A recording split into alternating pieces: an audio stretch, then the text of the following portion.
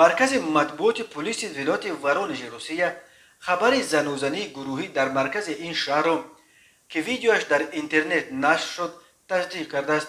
пойгоҳи хабарии рядовка бо такя ба полис хабар дод ки шоми 11 сентябр соати 20:50 сокинони маҳаллӣ ба мақомот хабар доданд ки дар назди бинои рақами 153А дар хиёбони Ленин дар наздикии соҳили дарёи Воронеж ду гурӯҳи ҷавонон аз гиребони якдигар гирифтанд.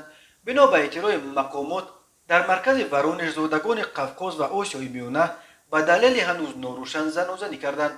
дар видеои нашршуда дида мешавад ки аввал як гурӯҳи мардон як нафари ба замин афтодаро дар байни роҳи мошингард латукуб мекунанд. сипас занозанӣ дар роҳи пиёдагард давом мекунад. дар ҳамин лаҳза як мошини ҷип дар назди иштирокчиёни занозанӣ манъ мекунад, вале баъди баланд шудани садои тирпаронӣ ронандаи ҷип бо шитоб аз он ҷо фирор мекунад. сабаби занозанӣ то кунун рӯшан нашудааст.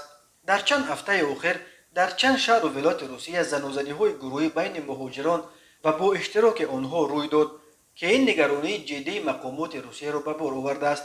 вазорати корҳои дохилияи русия ҳушдор дод ки аз ин ба баъд муҳоҷиронро барои иштирок дар занозаниҳои оммавӣ бидуни ягон чуну чаро аз қаламрави русия депортатсия карда аз ҳаққи воруд маҳрум хоҳанд кард.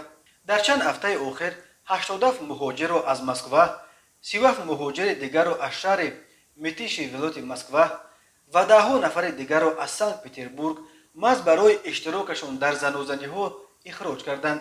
аксари онҳо то 40 сол аз ҳаққи бозгашт ба Русия низ маҳрум карданд.